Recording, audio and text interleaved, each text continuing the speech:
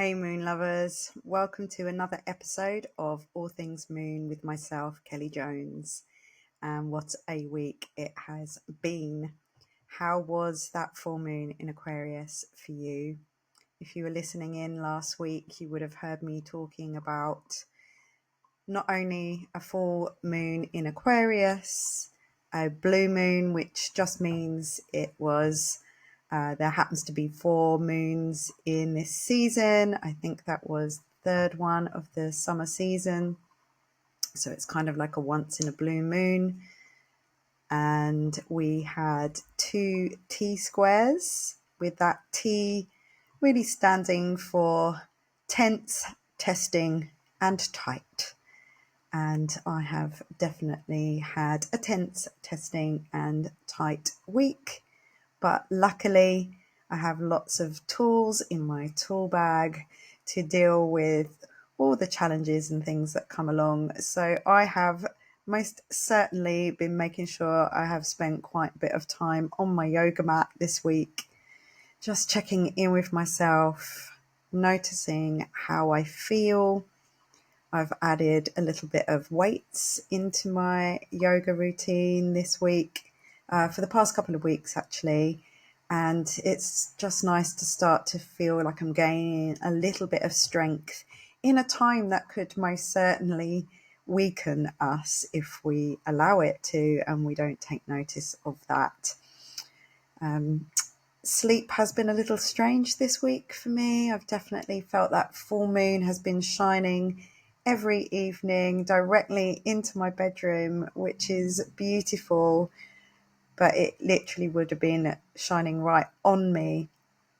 And being that I am moon sensitive, I have definitely felt my sleep has been a little disturbed this week. I've really felt like I've needed to not get up straight away in the mornings and just rest. I actually had one day this week where when I finished work with Tom doing some gardening all day, I actually came and laid down on the bed and just did nothing for a little while, off of the devices, just taking some time out from all the EMF and the frequencies that are flying around.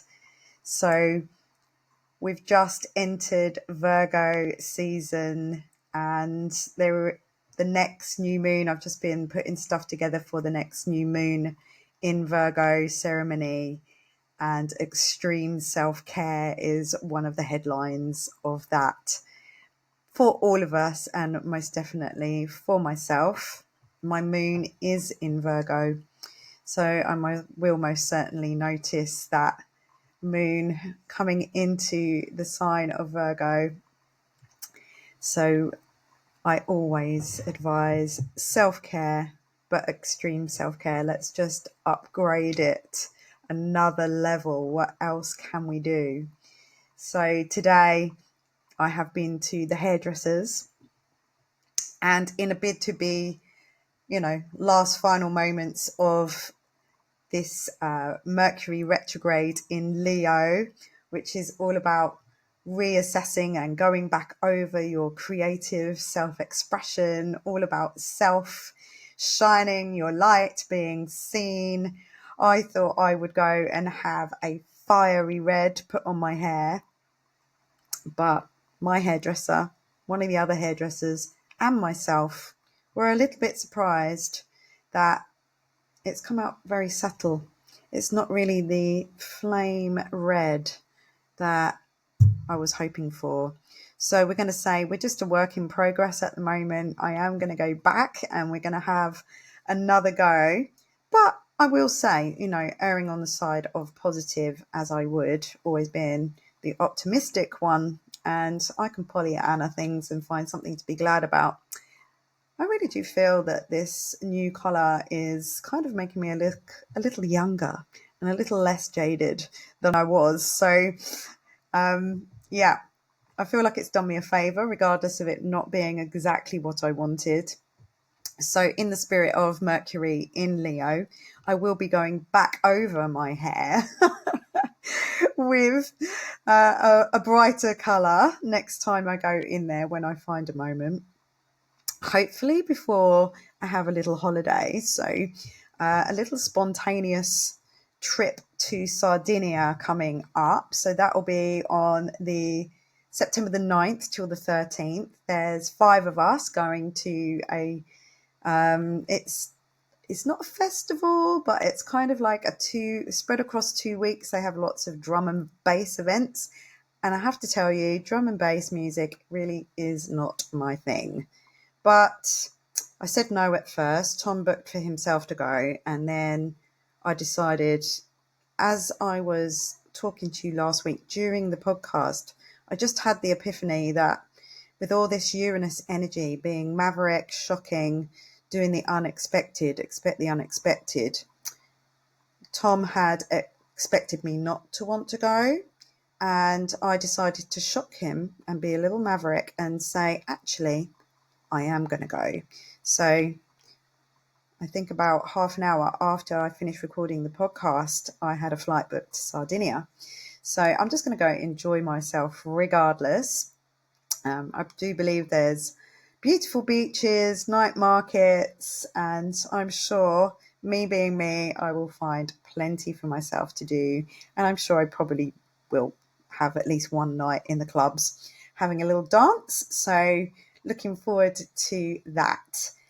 And, you know, that was an exercise in change and sitting with my instant reaction to kind of feeling like I didn't really it wasn't something I wanted to spend my money on.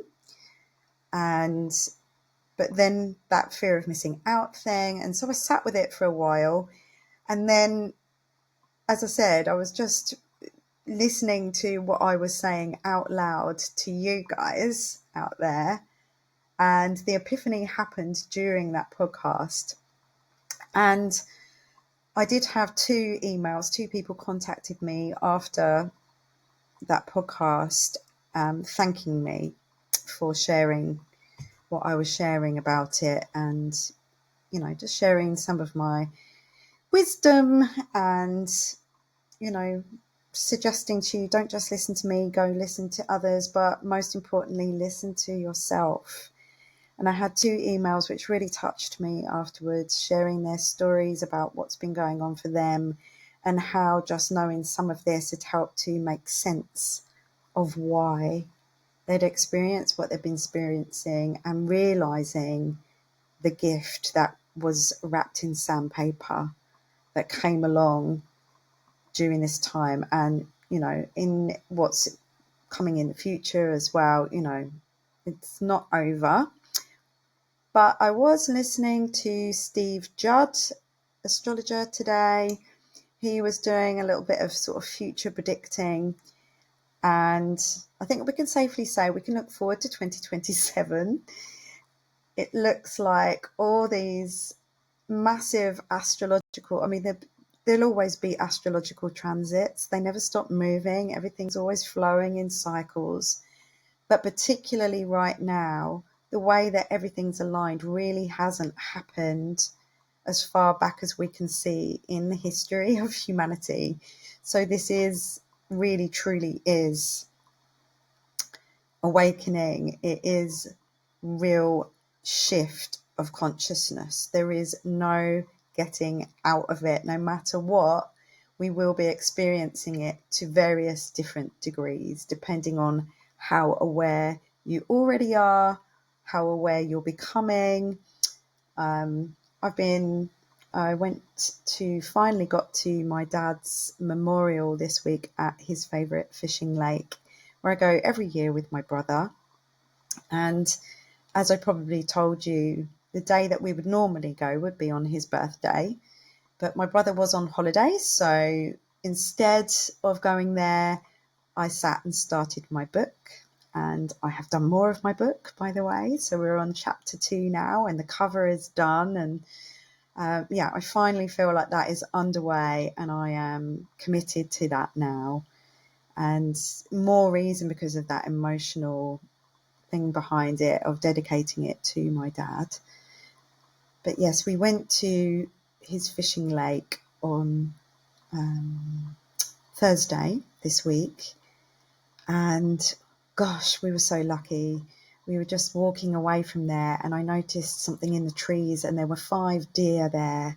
There were some young stags with their beautiful antlers, and they were all just staring at us through the branches, and felt like I had a really magical moment with my brother there.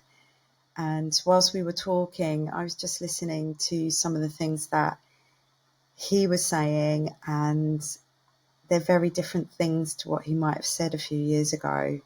Our conversation is different.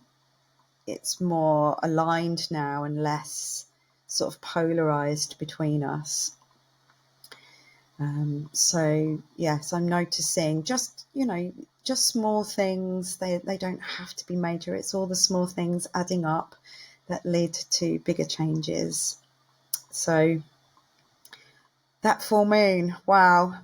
The weather was pretty grim, so I held a in-person moon ceremony. So apologies for no online moon ceremony for this time. There will be one for the new moon coming up.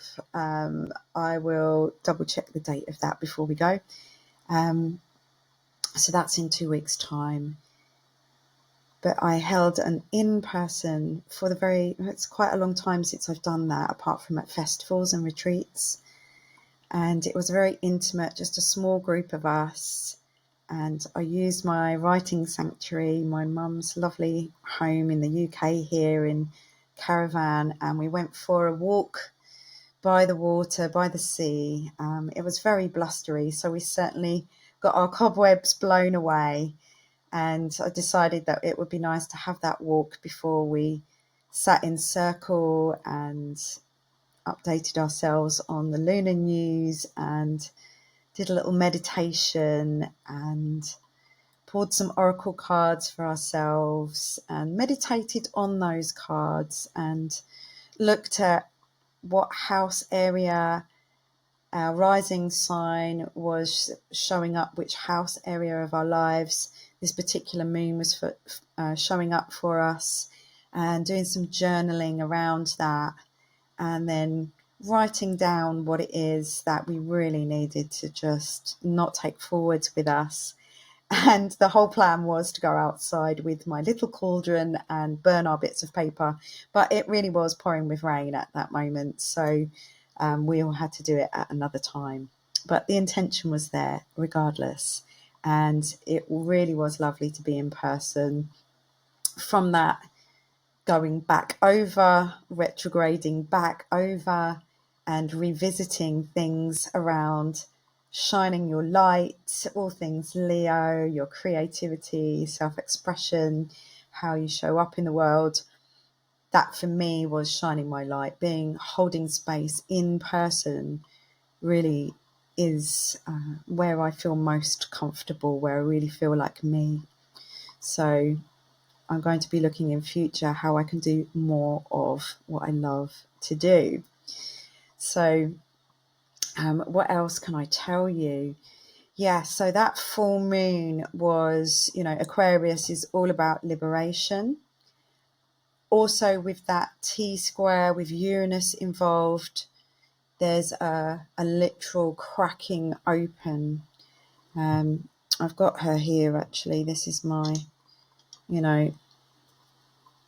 cracked. So if you're just listening to me on audio, you won't be able to see this, but I have this beautiful statue where she has got a crack around her heart with a gold paint around it, and the crack is where the light gets in, and she's holding this beautiful Lemurian crystal. So she came with us to the moon ceremony, and she's with us now, and I'm burning my lovely new moon candle here that you can't really see, but it's a bit too hot for me to pick it up and show you. But I have got a candle that I'm burning here. Being cracked open.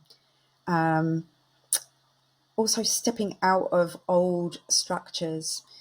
We've still got this Pluto at 0 degrees going retrograde. I think it will be October, maybe around, I think it's October the 11th, that finally Pluto will be taking that step back into Capricorn to finish off the job, and will be then there till November, really finalising all things that we just don't need, that are the lowest expression of Capricorn, transforming them and alchemizing them into something better, please, before he takes his long haul 20-year trip through Aquarius until 2044. So then Pluto will be going in and then transforming things that are Aquarius, looking at some of the lower expression of maybe technology and our relationship with technology, showing us where it could go if we allow it to go into its lowest expression, but where we could find the highest expression of our relationship with ourself and technology, the future of humanity, how we can utilize these things to bring us back into community with each other, and not just online, in person. We used one of my lovely top moon lovers she's Australian, and she brought her aboriginal tarot cards for us to use, and she left them with me, and I pulled a couple of cards after they'd gone. And the fact that they are aboriginal, so Australian, I pulled those cards, and just bearing in mind this full moon in Aquarius and expecting the unexpected, and Uranus being the harbinger of not only of change, but also can be the causer of literal earthquakes. And if you think that Uranus is still in the sign of Taurus at the moment, he is actually going to be going retrograde in the sign of Taurus shortly. I think it'll be the 1st of September he turns retrograde, which strengthens Uranus, all things Uranus. It means that when a planet is retrograde, it is closer to the Earth, so we feel its effects more strongly. So it doesn't mean all bad. Remember, even when shocking things happen, they bring about change and things that we might need to change. But my mum messaged me this morning and said, wow, Kelly, you said to expect the unexpected, and we have had a 5.0 on the Richter scale earthquake here at the Hunter Valley wine region in New South Wales, which is only maybe about an hour and a half drive away from my mum. And apparently you could feel the effects of it. My mum said she was in the gym, so she didn't notice anything, but people did say that they could feel that. And, there's been no damage, nothing terrible happened as far as I know, except obviously a lot of fear. But one of those cards that I pulled that evening was the Aboriginal card of lightning. And the lightning card brings change. So, it's been quite stormy today. It's been quite rainy and a little bit different, a bit cooler this week since that full moon energy. And I'll just read you a bit of this card. Australia is a country of elemental extremes. We experience periods of drought and flooding. Often summer brings severe thunderstorms with magnificent flashes of lightning and quite often hail as well. These storms come with very little warning, seeming to spring from nowhere. Lightning, spectacular as it is, can also be deadly. Its harsh climate is often sparks bushfires. Lightning represents change, the kind of sudden change that can easily catch you off guard.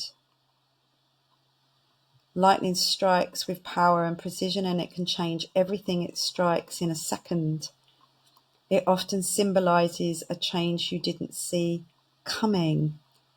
Lightning isn't always negative though. It also provides flashes of inspiration and creativity as it lights up the storm clouds around it. It can offer clarity in the midst of a personal storm. Lightning asks you to use your own personal power wisely to ensure you direct your own energy where it is needed most, and to use the flashes of inspiration and creativity when they become available to create things of beauty and purpose. So I share this with you because that, to me, is that energy of Uranus. We have had a literal earthquake. But remember, these events, when they happen, they bring communities together to support each other, to look after each other. They make us more aware. And so with astrology, we can only look at the likelihood. It's a language we can use that is divinatory in its nature. It's how we respond. It's how we become aware and use our free will with what's coming. And we can't ever predict something exactly, where it is and how it is. Who would know there'd be an earthquake in the Hunter Wine Valley, Hunter Valley wine region. So the other card that I pulled was the mullet card. I could have gone for an extreme, mullet haircut, but I just went with colour instead. But this is the community card. And the mullet represents community, large gatherings, celebrations. It reminds you that you are part of a community and that at times you will crave the company of others. How appropriate is that? That for the first time in a long time, I craved the company of others. I held an in-person moon ceremony, and one of the girls who came along is Australian and brought her aboriginal cards, and these are the cards that came out. It celebrates time spent with family, friends, and groups of like-minded people. Now would be a good time to plan a get-together with a group of people, perhaps host a gathering at your place or in your local community. I mean, come on. I love it when the cards just back up everything that we're doing. So I have got time, so I will pull a card for you on this little podcast. And I'm doing this podcast. It is Tom's away at a little festival with his friends. It's not far up the road. I feel a bit sorry for them because it's been absolutely teeming down with rain all day, and I'm really glad that I'm not camping. So, I've been pampering myself instead, had a nice bath, been in the hairdressers, and I'm actually recording this at 10:30 at night because I had this little fantasy about, late night radio stations where you were up at night and you listened to the radio and you felt like it's only you and the DJ that are awake at the same time, and felt like getting really close to the microphone and getting a little intimate with you this evening. And I am a bit of a nighttime person. I was born in the evening, and sometimes it's when I feel most alive and most inspirational, and things always come to me in the evening, not first thing in the morning. First thing in the morning is when I prefer to get on my yoga mat and do me, and not necessarily be that sociable. So yeah, Mercury still going backwards through Leo, that fiery, creative, expressive sign. It's still very much geared towards self, so reassessing things to do around self, reclaiming any narratives that you've held around self-expression. It's about empowerment, as our own art, that we are as worthy of love and of channeling that love out outwards, once we've given it to ourselves, it's so that we might rewrite our story of what it means to be seen. So I've been trying to, rewrite my hair story. So I was hoping to be that nice fiery red, Leo red tonight. But, you can see one little bit of flame here where I've been experimenting. But yeah, I'm going in that direction. I'm feeling the fire coming.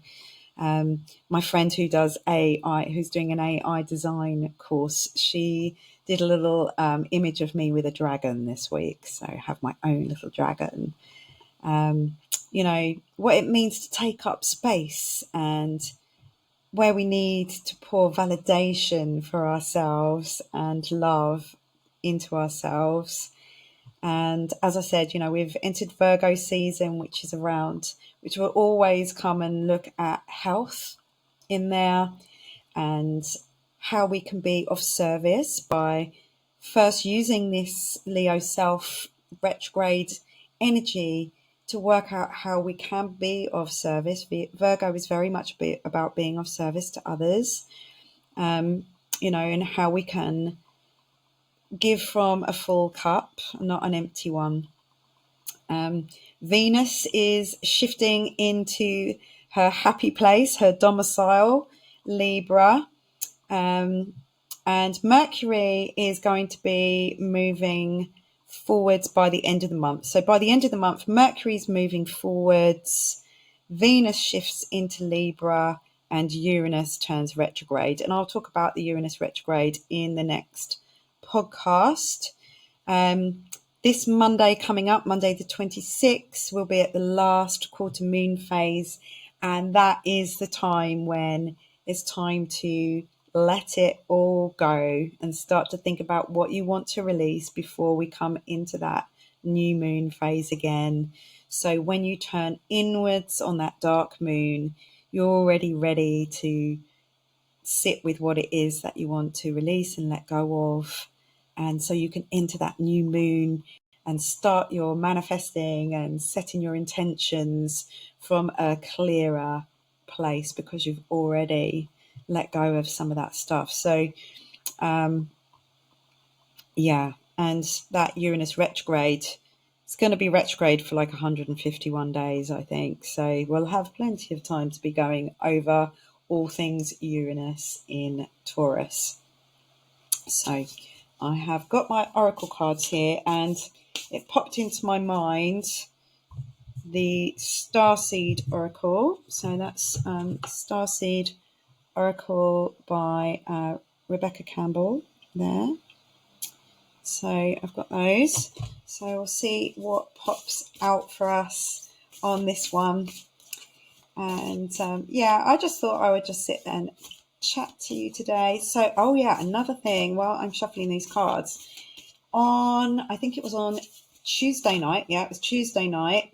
I'm not sure what it signifies astrologically. I did have a look around and I couldn't see anything significant about it astrologically, but astronomically, my friend Astro Pete, he's a master craftsman with wood, and he made his own giant telescope, and he goes around and you can see he filmed the moon going past Saturn. So it's called a lunar Saturn occultation.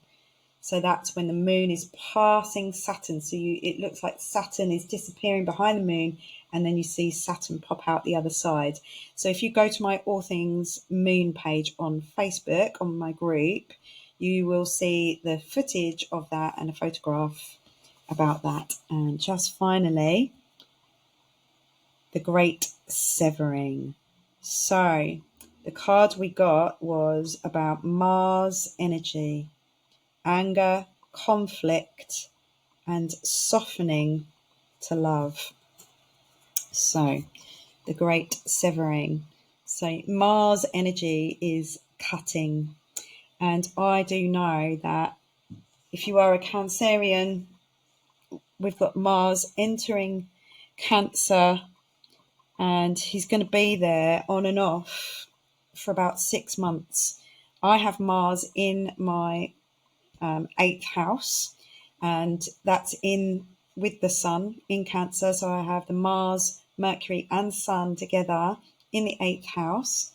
And I just did a workshop on the 8th house last night. So I'll share some of that on the next podcast about what the 8th house represents. But just be aware that Mars is going into Cancer for quite a long time. So I'll share a bit more about that going forwards.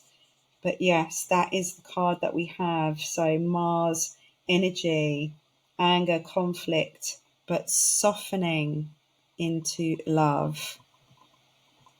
So Strala Yoga is all about taking that big inhale and softening on the exhale.